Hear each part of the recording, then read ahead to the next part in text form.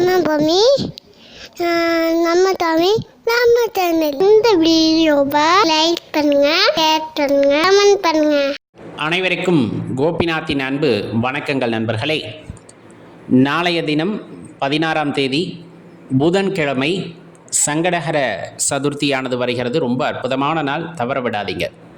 ஏன்னா சனி தோஷத்தால் பாதிக்கப்பட்டிருக்கோம். இப்போ நடந்த சனி பயிற்சியினால் பிரச்சனைகள் நிறைய இருக்குது அப்படிங்கிறவங்க இந்த சங்கடஹர சதுர்த்தி வழிபாட்டை மேற்கொண்டால் அந்த தாக்கத்திலிருந்து படிப்படியாக நம்ம தப்பித்து கொள்ளலாம் அப்படிங்கிறத தெரிஞ்சுக்குங்க.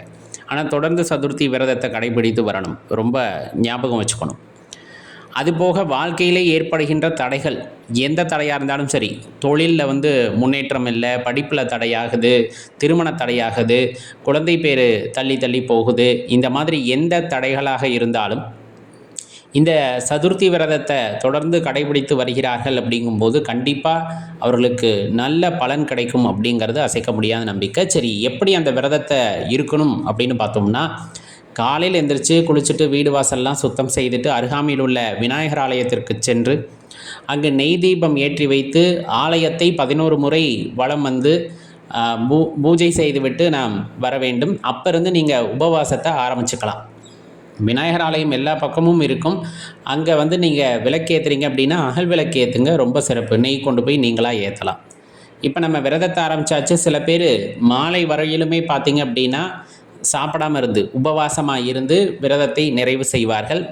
பணி நிமித்தமாக இருக்கிறார்கள் அல்லது ஹாஸ்டல்லாம் இருக்கிறாங்க, விடுதியில் இருக்காங்க அப்படிங்கும்போது அவங்களால முடியாது இல்லையா? அதனால் பால் பழ ஆகாரங்களை அவங்க எடுத்துக்கலாம், எடுத்துகிட்டு விரதத்தை கடைபிடிக்கலாம். இப்போ மாலை நேரம் இந்த சந்திர உதயம் அப்படிங்கிறது நடக்கும் இல்லையா? அந்த சந்திர உதயத்திற்கு பிறகு தான் நம்ம அந்த விரதத்தை பூர்த்தி செய்யணும் அப்படிங்கிறது ஐதீகம். இப்போ ஒரு நாள் முழுவதும் விரதம் இருந்தாச்சு, மீண்டும் ஆலயத்திற்கு சென்று அங்கு நெய்வேத்தியம் அப்படின்னு சொல்லக்கூடியது கொழுக்கட்டை, சுண்டல் போன்ற நெய்வேத்தியங்களை சமர்ப்பணம் செய்யலாம். இல்லை நான் ஆலயத்துக்கு போக முடியல, வீட்டிலே பண்ணிக்கிறேன் அப்படின்னா, விநாயகர் படம் இருக்குது அப்படின்னா, விநாயகர் சிலை இருக்குது அப்படின்னா அதுக்கு முறையாக அலங்காரம் செய்து நெய்வேத்தியங்களை எல்லாம் அங்கு சமர்ப்பித்து விநாயகர் அகவல் பாடலாம். அல்லது ஓம் கம் கணபதியே நமக அப்படிங்கிற மந்திரத்தை ஒரு 108 முறை ஜபிக்கலாம். ஜபித்து முடித்த பின்னர் நம்ம கோரிக்கையை விநாயகப் பெருமானிடம் வைக்க வேண்டும். எதில் தடை இருக்கிறது, அதில் எந்த தடை நமக்கு நிவர்த்தியாக வேண்டும் என்பதை வேண்டுதலாக விநாயகப் பெருமானிடம் வைக்கும் பொழுது கண்டிப்பாக அதில் நமக்கு விமோசனம் கிடைக்கும் அப்படிங்கிறத ஞாபகம் வச்சுக்கோங்க.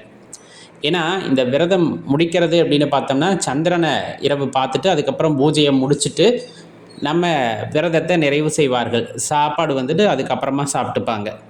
இப்போ இந்த விரதம் அப்படிங்கிறது ரொம்ப எளிமையாக இருக்குமா? ஆமாம், ரொம்ப எளிமை. என்னென்ன தேவை விரதத்திற்கு அப்படின்னா, காலையில் விநாயகரை வழிபாடு செய்யும் போது அருகம்புல், அது எல்லா இடங்கள்லையும் கிடைக்கும். அருகம்புல் வாங்கி நீங்கள் மாலையாக சாற்றலாம். அல்லது வெள்ளருக்கு பூ இருக்குது இல்லையா, அது ரொம்ப சிறப்பு. வெள்ளருக்கு பூ வாங்கி நீங்கள் மாலையாக கோர்த்து விநாயகர் பெருமானுக்கு சமர்ப்பணம் செய்யலாம். ஆலயத்துக்கு போனாவே இது அன்றைய தினத்தில் பண்ணுறது ரொம்ப உசித்தம் அப்படிங்கிறத மறந்துட வேண்டாம். இப்போ மாலை நேரத்துலையும் நம்ம விளக்கேற்றுறோம் அப்படிங்கும்போது நெய் விளக்கு ஏற்றலாம். நெய் விளக்கை சுற்றி பார்த்திங்கன்னா அருகம்புல் வைத்து ஏற்றலாம். அருகம்புல் விநாயகர் பெருமானுக்கு ரொம்ப உகந்தது அப்படிங்கிறனால தான் அதை குறிப்பிட்டு சொல்லுவாங்க. இப்போ இப்படி ஏற்றிட்டு சில பேர் நெய்யில் விளக்கு ஏற்றுவாங்க. இது சுபிக்ஷம் உண்டாகணும் அப்படிங்கிறதுக்காக.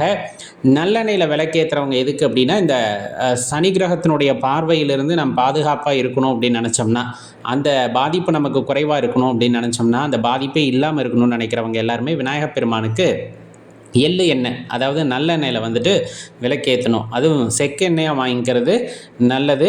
தீப எண்ணெய் வாங்க வேண்டாம், இந்த விளக்குக்கு அது உகந்தது அல்ல அப்படிங்கிறதையும் ஞாபகம் வச்சுக்கோங்க. விளக்கேற்றி நீங்கள் வழிபாடு செய்கிறீங்க அப்படிங்கும்போது ரொம்ப சிறப்பான பலன்களை உண்டாக்கும். இது தேய்பிறை சதுர்த்தி அப்படின்னு சொல்கிறது தான் நம்ம சங்கடகர சதுர்த்தி அப்படின்னு நம்ம சொல்கிறோம். வளர்பிறையில் வர்ற சதுர்த்தியும் சேர்த்து நம்ம விரதம் இருக்கலாம், தவறு கிடையாது. தொடர்ந்து இந்த சதுர்த்தி விரதத்தை கடைபிடிச்சு வர்றோம். அந்த ஆலயத்தில் மாலை நேரத்தில் வழிபாடு முடிஞ்சதுமே அங்கே வர்றவங்களுக்கு அன்னதானம் நம்ம செய்கிறோம். ஏதோ சுண்டலோ சக்கரை பொங்கலோ வெண்பொங்கலோ ஏதோ ஒன்று நம்ம வீட்டில் செஞ்சு போய் அங்கே வர்றவங்களுக்கு தானமாக கொடுத்து வர்றீங்க அப்படின்னாலே உங்களுடைய கஷ்டம் அப்படிங்கிறது படிப்படியாக குறைவதை நீங்கள் காண முடியும். மறக்காமல் இந்த வழிபாட்டை செய்து பாருங்கள், பலனுள்ளதாக இருக்கும். உங்கள் நண்பர்களுக்கும் தெரியப்படுத்துங்கள், அவர்களும் பலனடையட்டும்.